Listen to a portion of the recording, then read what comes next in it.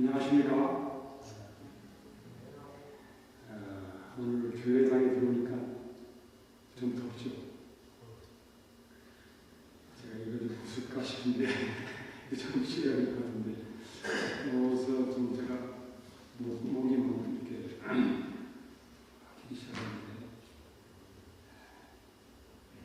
한 주 동안 하나님의 가운데 모든 분들이 평안하게 지내신 줄 믿습니다. 오늘 저희 여러분과 함께 오늘날 터키의 에베소라고 하는 그런 곳으로 여행을 가려고 합니다. 일단 사도행전 20장에 있는 말씀을 먼저 읽겠습니다. 사도행전 20장 31절입니다. 그러므로 너희가 일깨어 내가 3년이나 밤낮 쉬지 않고 눈물로 각 사람을 훈계하는 것을 기억하라. 여기 바울이 자기가 에베소에서 봉사한 기간이 3년이라고 그렇게 이야기했습니다. 바울이 여러 곳에 전도를 다녔는데 한 곳에서 그렇게 오랜 시간 동안 봉사한 곳은 없습니다. 가장 많은 시간을 에베소에서 보냈습니다. 오늘 저는 여러분과 함께 에베소를 사랑하신 하나님, 이런 제목으로 말씀드리려고 합니다. 에베소에서 바울의 열정이 나타나다. 바울이 왜 거기서 3년이나 그렇게 열심히 전도했는지 살펴보는 시간을 갖겠습니다. 여기 지도가 있는데요.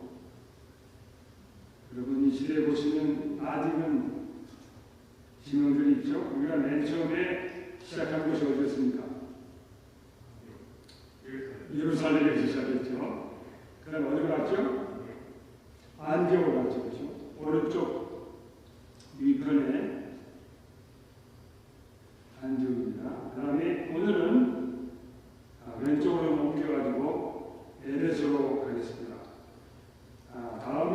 다음 달에 제가 만나게 되기로 뵙게 되면 로마로 가겠습니다. 이렇게 해서 가장 중요한 역할을 했던 것들을 짚어가면서 하나님의 역사를 살펴보겠습니다. 여기 지금 이것은 좀 넓은 지역의 지도고요. 그 다음 한번 보시면은 오늘날의 터키라고 하는 오늘날의 현대의 터키 지도입니다. 여기 보면은 빨간 글씨로 그리고 동그라미 큰 거 있죠? 저기가 에베소입니다. 에베소는 현재 사람이 살지 않습니다. 이 에베소는 이미 이제 15세기에 그곳을 다 버리고 떠났기 때문에 에베소는 사람이 살지 않는 곳입니다. 그 아시아의 7교회, 그러니까 요한계시록에 나오는 아시아의 7교회 가운데 몇 군데는 사람들이 지금 살고 있지만은 이 에베소라든지 몇 군데는 아예 사람들이 살고 있지 않습니다. 제가 그 역사를 간단하게 좀 정리해 드리겠습니다. 이건 좀 더 크게 나오고 있습니다. 여러분 여기 에베소라고 동그라미 쳐놓은 거 있죠?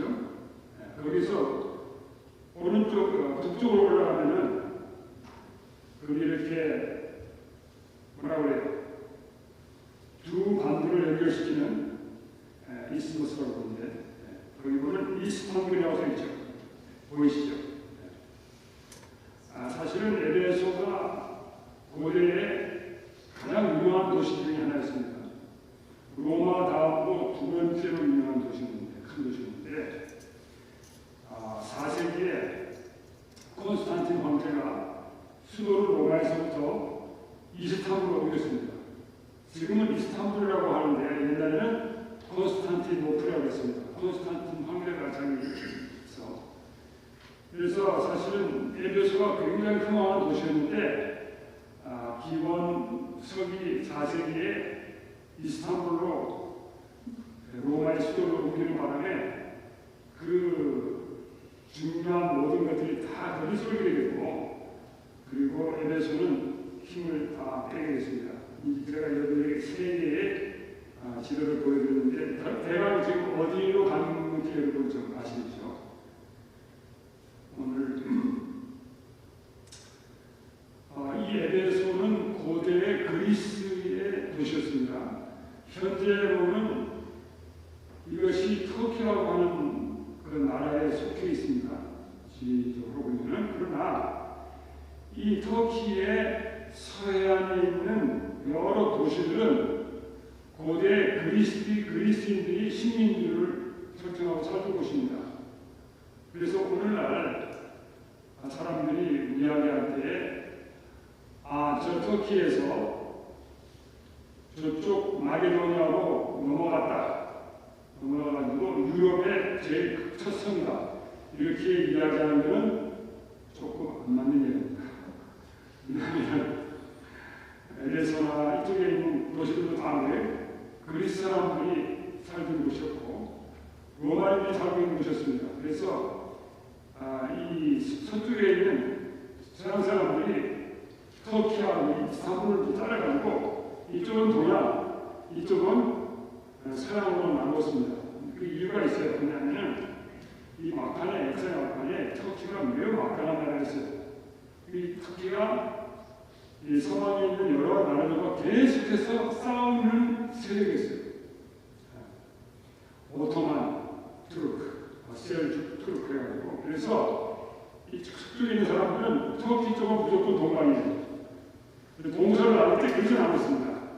그러나 1세기로 가시면 바울이 살던 그 당시에 가시면 이 터키에 있는 많은 서해안에 있는 지역들은 다 그리스인들이 사는 곳이었습니다. 그리스 문명에 속해 있었습니다. 그런데 이 영국 사람이나 미국 사람들이 쓴 책을 보면 꼭 그렇게 이야기합니다만 그건 조금 잘못됐습니다. 기원전 10세기에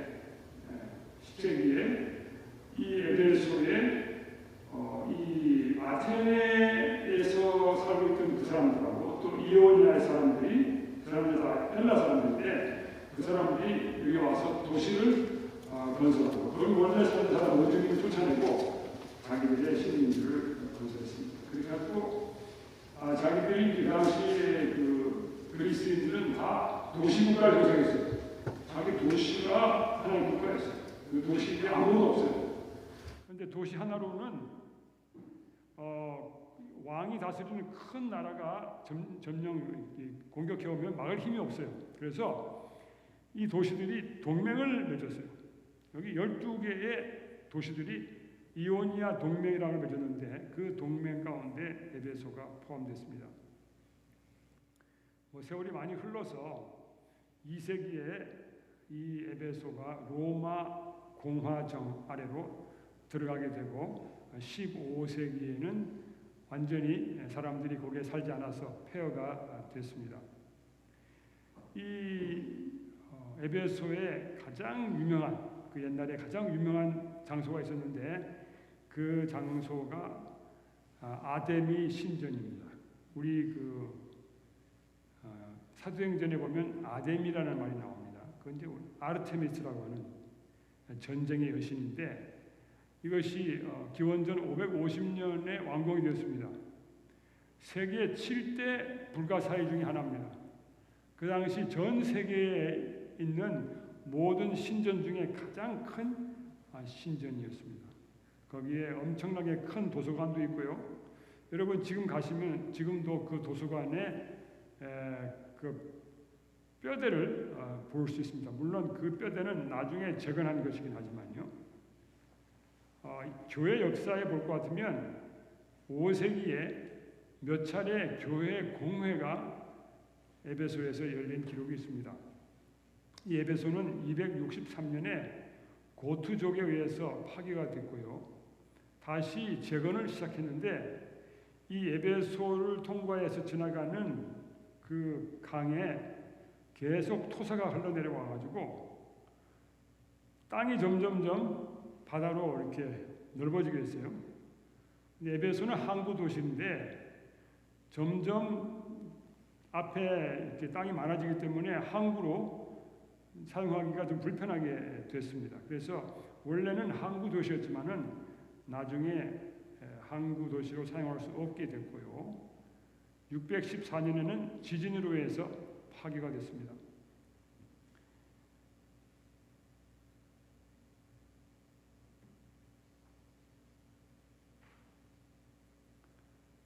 기원전 560년에 이 도시가 리디아인들에 의해서 점령을 당했습니다. 그리고 또 페르시아에 의해서 점령을 당하고 나중에 이제 아테네 동맹을 통해서 페르시아를 몰아내고 계속해서 이 에베소의 주인이 바뀌었습니다. 그래서 에베소 사람들은 타지 사람들, 다른 세력의 사람들하고 이렇게 지내는데 그렇게 어려움을 안 느낀 것 같아요. 또 주인이 바뀌고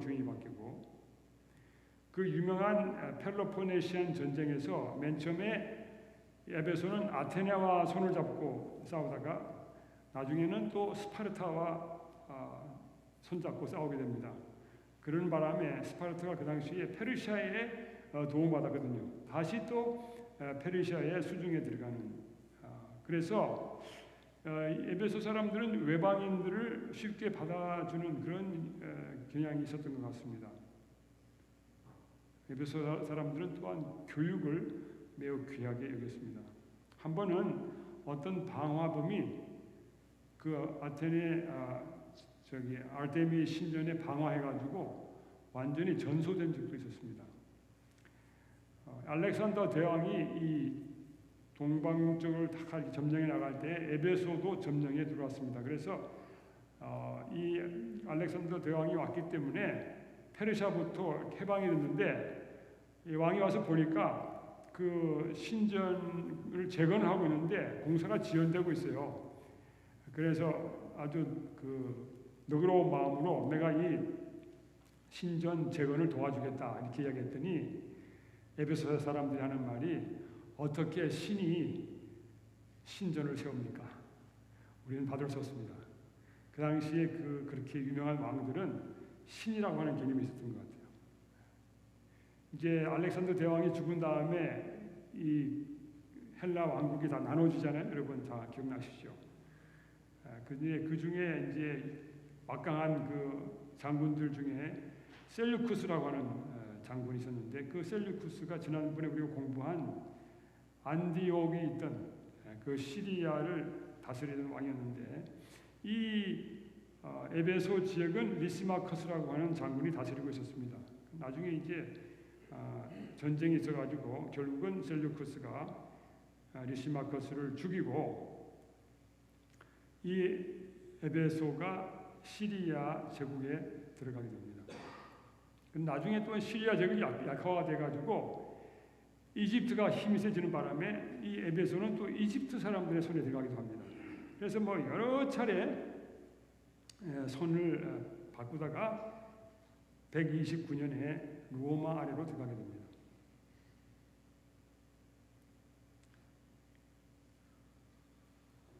그런데 한때는 그 본도라고 하는 곳에 있던 어떤 왕이 로마를 싫어해가지고 에베소를 공격하고 그 지역에 있는 로마인들을 다 죽였던 일이 나옵니다. 약 8만 명의 로마인들이 죽임을 당했습니다.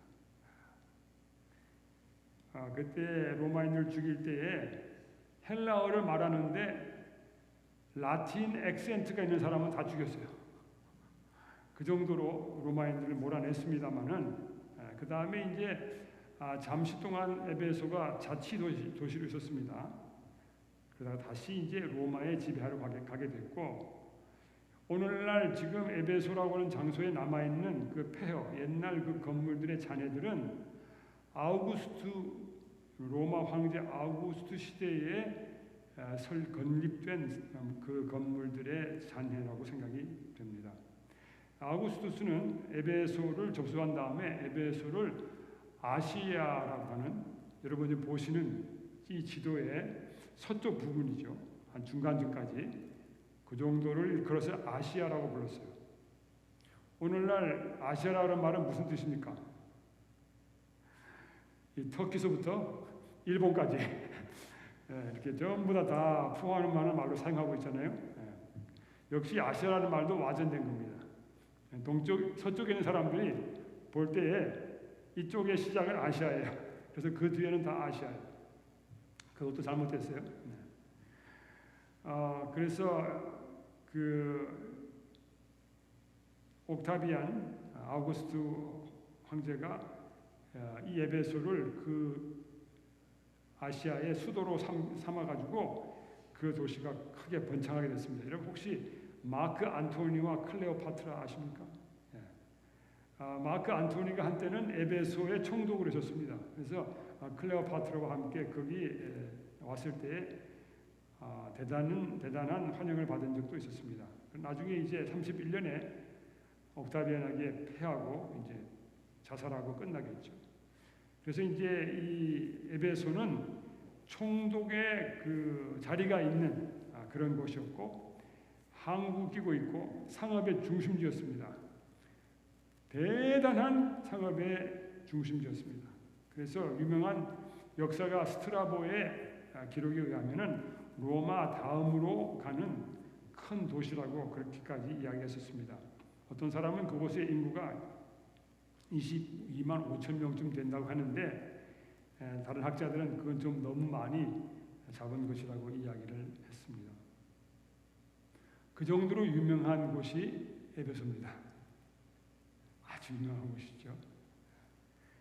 저도 에베소를 한번 딱 가봤습니다. 대단했어요. 거기 다 무너진 지가 그렇게 오래됐는데 그리고 사람들이 다 빠져나간 지가 한 거의 600년 됐는데도 대단했습니다. 그 옛날 것들이 그대로 남아 있었어요. 이 길은 그 돌로 된 큰 돌로 된 그거로 다 포장이 되어 있는 도시 그대로 있어요. 또 벽에 가면은 물고기를 그려놓은 거 있어요. 물고기가 뭔지 아시죠? 예수 그리스도 세상의 구주라고 하는 것을 헬라어로 이렇게 해가지고 첫 글자만 따면은 그것이 물고기라고 하는 헬라어가 돼요. 그래서 이렇게 해서 물고기를 그려놨어요. 근데 그 물고기가 그려져 있는 걸 따라가면은 교인들이 모이는 곳이 나와요. 요즘도 여러분들 자동차 뒤에 보면 물고기 이렇게 그려놓은 거 있죠. 그 예수 그리스도를 이야기하는 것이죠. 아주 인상적인 곳이었습니다. 그런데 바울은 그렇게 사람들이 많이 살고 그 다음에 세계에서 가장 유명한 신전이 있는 그곳을 자리 잡고 거기서 3년 동안이나 설교를 했어요. 그래서 사실 사도행전 19장에 보면은 사도 바울이 거기서 2년 동안 설교했는데 사도 바울이 나중에 3년이라고 했는데 좀 이렇게 한국식으로 계산한 것 같아요.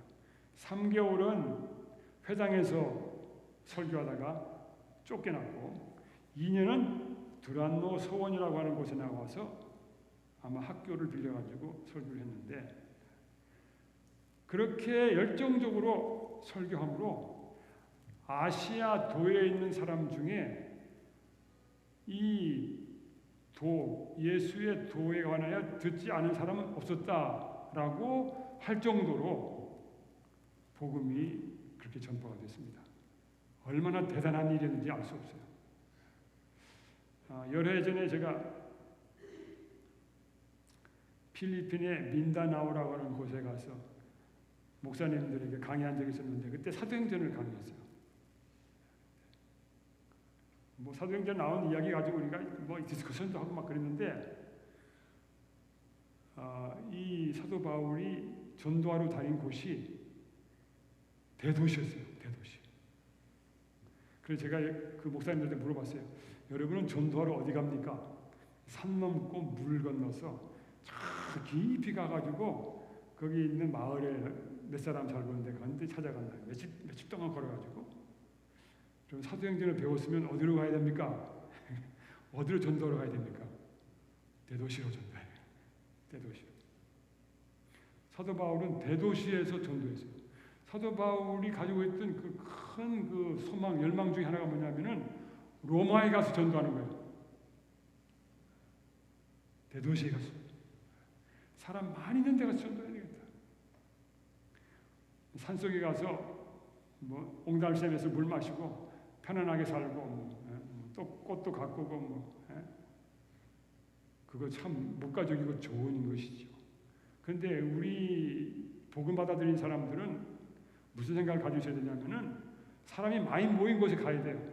근데 저도 어떻게 된 것인지 교육을 잘못 받은 것 같아요. 사람이 많이 모인 것은 가기를 꺼려해요. 아무도 없고 조용한 곳에 가 있는 걸 좋아하지 사람이 모이는 데 가 있는 걸 좋아하지 않아. 그러면 전도할 수 없죠. 사도 바울은 사람이 많이 모이는 데 가서 진을 치고 거기서 계속 설교했어요. 저는 이렇게 생각합니다. 하나님께서 에베소를 엄청 사랑하셨던 것 같아요. 그 아르테미스 신전 때문이 아니고 그 아르테미스 신전과 관련해 가지고 뭐 다이아나라고 영어로는 다이아나라고 해요. 그 여러분 이렇게 옛날 우상에 보면은 젖이 많이 달려 있는 그 여신이 있어요. 그게 다이아나. 근데 그 신과 관련해 가지고 이렇게 마술 같은 걸 많이 했어요. 그래서 주술 뭐 거기 관련된 많은 것들을 책으로 써가지고 그 책을 많이 팔고 그 신을 섬기는 사람들 중에 그걸 많이 연구해가지고 깊이 들어갈수록 존경받고 뭐 그걸로 병도 고치고 하여튼 대단했어요. 여러분이 이제 그 에베소서를 보실 것 같으면 거기에 무슨 이야기가 나오냐면 바울이 이방에 대한 이야기를 여러 번 하고 있어요. 이방이라는 말이 4번이나 5번 나오는데 다른 곳에서 이야기한 것과 달리 에베소서에서는 아주 적나라하게 에베소에 살고 있는 이방 사람들이 뭐하고 살았는지를 다 이야기하고 있어요. 근데 너희들도 지금은 예수 믿고 구원받았지만은 너희들도 옛날에 그렇게 살았다 하면서 막 쫙 이야기하고 있어요.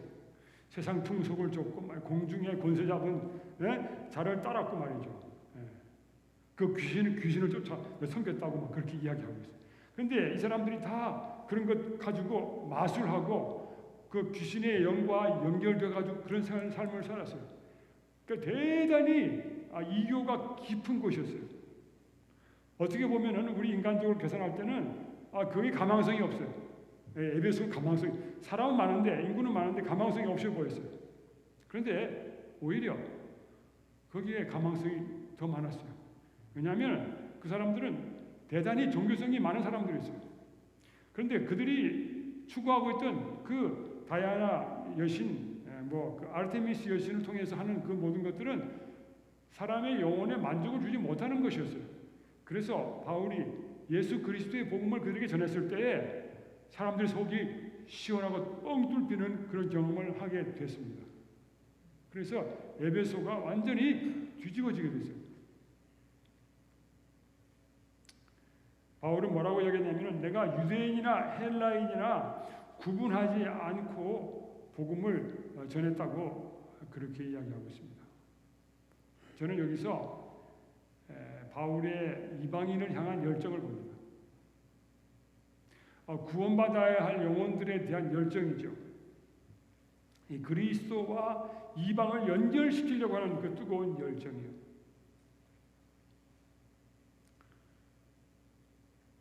여기 바울이 에베소 교인들의 과거를 이렇게 들추고 있어요. 너희의 허물과 죄로 죽었던 너희가 그 가운데서 행하여 그 이 세상의 풍속을 쫓고 공중에 권세 잡은 자를 따랐다. 불순종의 아들들 가운데 역사하는 영을 쫓았다. 본질상 진노의 자녀들이었다. 에베소 사람들이 에베소의 신자들이 원래 그런 이방인들이었어요. 그러니까 너희는 그런 이방인들이었는데 지금은 다른 이방인이다. 그리스도와 연결되어 구원을 경험한 이방인이다. 뭐라고 말씀하셨냐면 바울이 너희는 이방인이었고 무연고자 무연고 아무 관계도 없었다. 너희 이방인이요 무할례장이요 유대인들이 이방인들을 말할 때 뭐라고 해요? 무할례당. 그리스도 밖에 있었고 이스라엘 나라 밖의 사람이요 약속의 언약들에 대하여는 외인이고 세상에서 소망도 없고 뭐 거기서 잘 나간다 하지만은 정말 소망이 없었다. 하나님도 없는 자들이었다. 그런데 멀리 있는 너희를 예수께서 하나로 만드셨다. 한 인류로 만드셨다.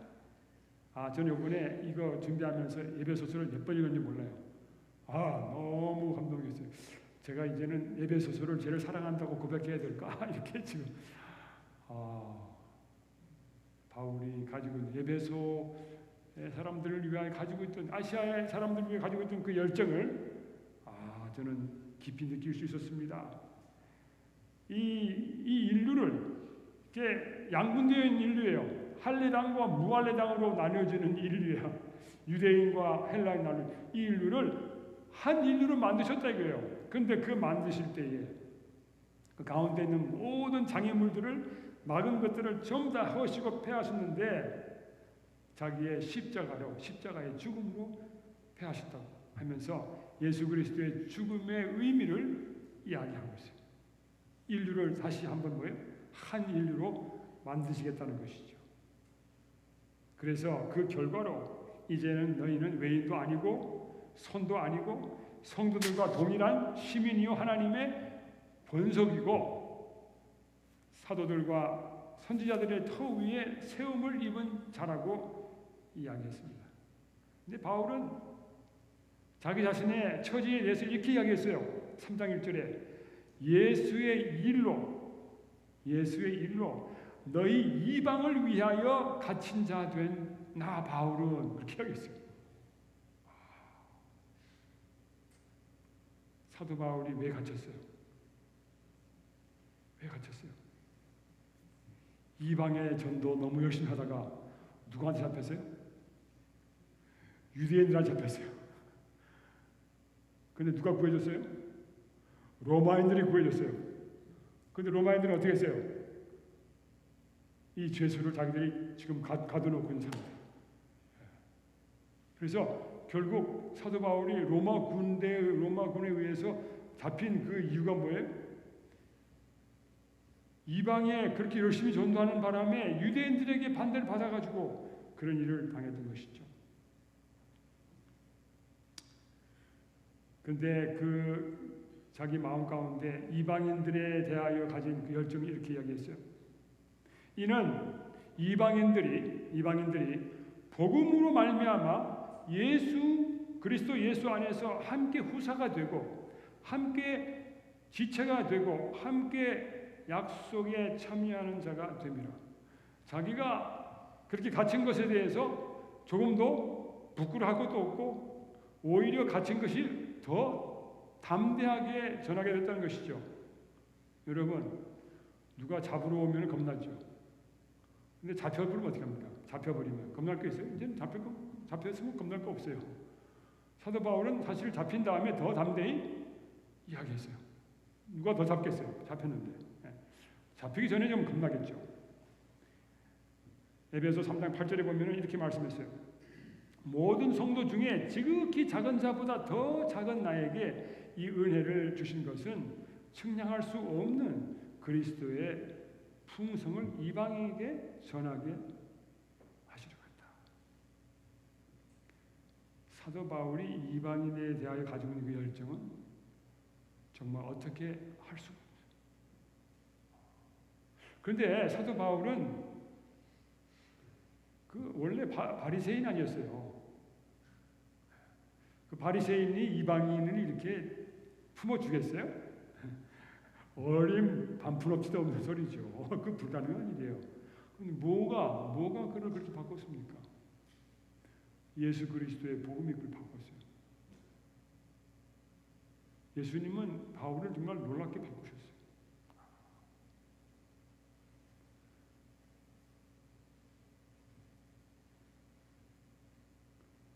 우리가 비록 이방인일지라도 그 안에서 그를 믿음으로 말미암아 담대함과 하나님께 당당히 나아감을 얻는다. 제가 그냥 이방인이라는 말을 집어넣었지만은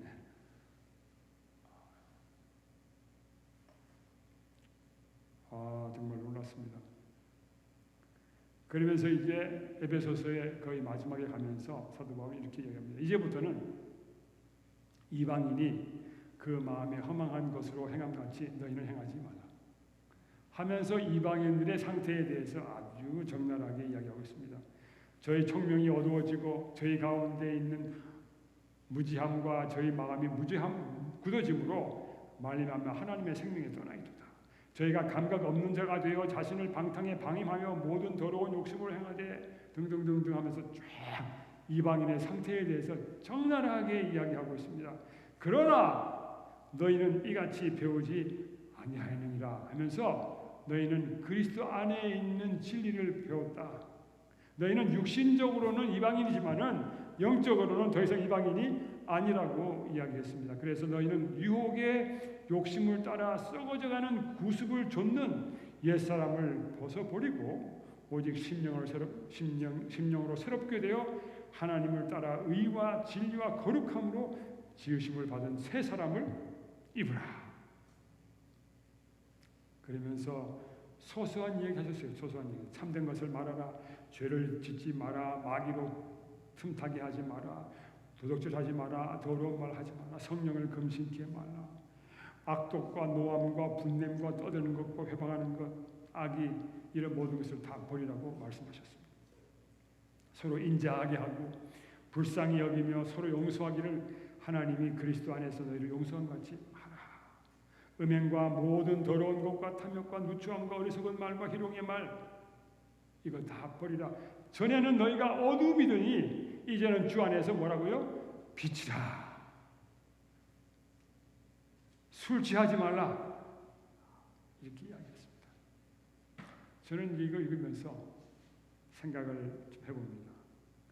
이 에베소서는 유대인과 이방인 그걸 놓고 이야기했습니다. 이제 우리 한번 모습을 보겠습니다. 우리 재림교인들이죠. 우리 재림교인들. 우리가 전도해야 될 대상이 누굽니까?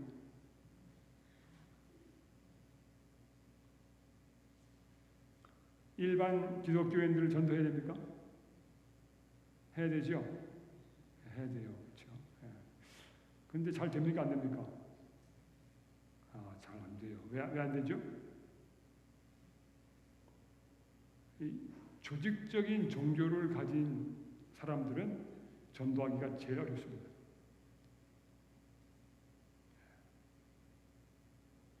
목자가 있는데 가서 그 양을 떼어서 어떻게 하겠습니까? 그 목자가 가만히 있겠습니까?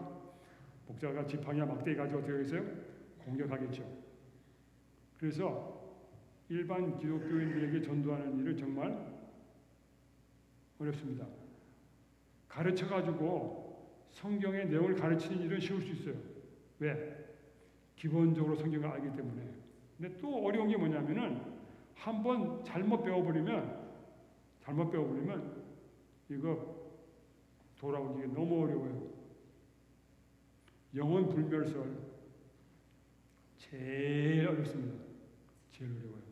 왜냐하면은 그거는 개신교와 천주교의 교리 가운데 눈에 보이지 않고 뭐예요? 밑에 완전히 통째로 깔려 있기 때문에 거기에 그 위에 서 있어요. 그러니까 그거 진짜 어려워요. 안식일은 이렇게 설명해가지고 근데 또 거기서 나름대로 또 일요일 지키는 것에 대해서 아주 너무 아름답게 설명을 막 해버려가지고 헷갈려요. 성경 있는 거 보도 저 눈에 들어오지? 지금 점점 더 어려웠습니다. 1950년, 60년, 70년대만 해도 성경책 펴가지고 안식일 툭툭 가리키면은 그 자리에서 꼬꾸라졌어요. 지금은 안 돼. 왜? 너무 그쪽 이론이 너무 세졌어요. 진짜 어렵습니다. 그러나 그들도 우리가 사랑해야 될 사람들이고 있습니다. 자, 그 다음에 우리가 전도해야 할 대상은 기독교인 말고 일반 종교인들이에요.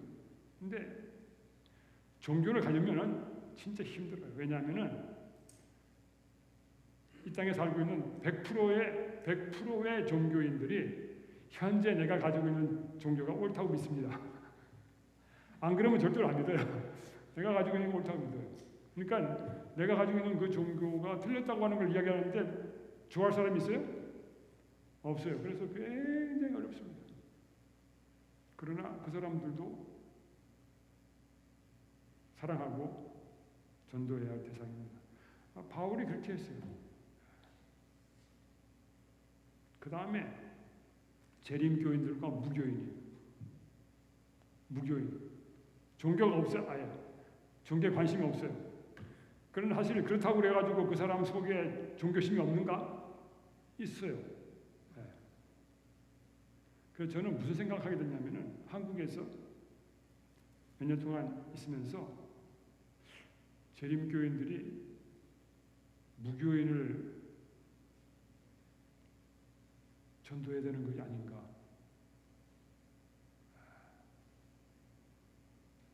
제가 가르치는 학생들 가운데 무교인이 너무 많았어요. 그 이제 일반 개신교인들 중에는 우리 학교를 안 와요. 왜냐하면 목사님이 못 가게 해요. 이단 학교니까 가지 말라. 근데 가끔 뭐 개신교인들 몇 명 오면은 진짜 뻗팅겨요. 너무 힘들어. 예. 끝까지 딱 그렇게 뭐 이단한테 넘어가지 말아야지 이러면서 안 돼 있어요. 예. 성경 시간에. 그런데 제가 면담을 해보면은 집안에 종교가 없는 애들이 너무 많아요. 놀랐어요, 내가. 할머니는, 할아버지는, 삼촌은, 자기네 친척 중에 종교가 없는 사람, 전부 다 종교가 없대요. 그런 사람이 있어요. 제가 너무 놀랐어요. 그래서 제가 아이디어를 얻었어요. 한국에 종교 없는 사람 한 반 정도 되는구나. 그럼 2,500만 명이 우리가 할 수 있는 대상이에요. 그건 주인이 없기 때문에 조금 더 시간을 많이 들여가지고 잘 가르치면 할 수 있어요. 바꿀 수가 있어요. 우리가 주인 될 수 있어요. 근데 이미 지금 주인 있는 사람들은 진짜 어려워요. 우리 교회가 맨 처음에 아프리카에 전도 나갔을 때 누구를 대상으로 했냐면은 뭐예요? 애니미즘? 그냥 혼자서 그냥 뒷산에 올라가서 기도하고 이런 사람들을 대상으로 전도했어요. 그런데 이미 조직화되어 있는 종교, 뭐 이슬람이라든지 무슨 캐톨릭이라든지 뭐 이런 사람들은 진짜 힘들어요. 그런데 뭐 자기 혼자 이렇게 그 동네에서 이렇게 믿는 조직화가 되지 않은 그 사람들을 상대로 하니까 전도가 됐어요. 불교인 전도하기 너무 어렵습니다. 왜냐하면 불교는 하나님이 안 계신다고 믿기 때문에 너무 어렵습니다. 내가 뭐가 되는 거예요? 내가 부처가 된다. 유아 독존이에요. 너무 어렵습니다. 그런데 이 모든 사람들을 다 우리가 사랑해야 되고 그 사람들을 다 구원해야 될 대상입니다.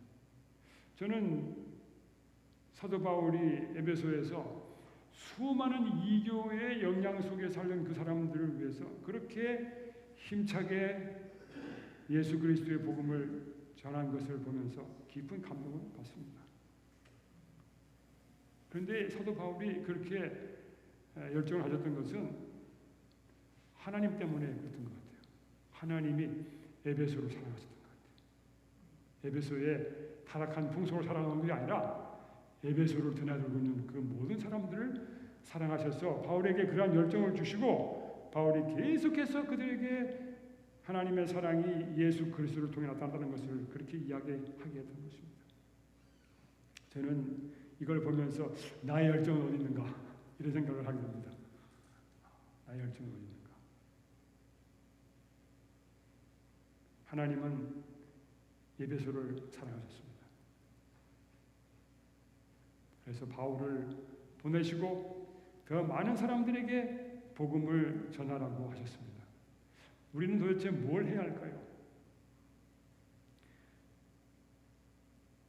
하나님은 이 땅에 있는 모든 인류를 구원하시기 위해서 아브라함을 택하셨습니다. 나중에 유대인들은 자기들이 선민이고 뭐 자기만 하늘의 백성이라고 생각하고 그렇게 살기를 원했습니다. 그러나 하나님은 그거 원치 않았습니다. 하나님은 온 세상의 사람들을 다 구원하시려고 아브라함과 언약을 맺으셨던 것이죠. 하나님께서 제7일 안식일 예수 재림 교회를 세우시고 남은 무리를 불러내신 것은 이 무리만 구원받으라고 가신 것이 아니고 온 세상에 살고 있는 모든 사람들이 구원을 얻게 하시기 위하여 하신 것입니다. 사랑하는 성도 여러분, 에베소를 한번 생각해 보십시오. 그리고 바울이 거기서 그렇게 열정적으로 하나님 말씀을 전했던 거 생각해 보시고 우리가 어떻게 무엇을 해야 할 것인지 한번 곰곰이 생각해 보시기를 바랍니다. 저도 생각을 좀 바꿔야 되겠어요. 꽃도 가꾸고 좋아요. 얼마나 좋습니까? 저도 뒤뜰에다가 꽃을 많이 심어놨는데 좋아요. 그런데 정말 사람들에게 나가야 되고 많이 모인 곳에 가서 사람들과 이야기해야 되고 그들을 도와주고 그들에게 하나님의 사랑을 전해야 되겠습니다. 하나님께서 바울에게 그런 열정을 주시고 그런 사랑을 주셨기 때문에 우리에게도 그와 같은 열정과 사랑을 주실 줄로 믿습니다. 이러한 복이 함께 하시기를 간절히 바랍니다.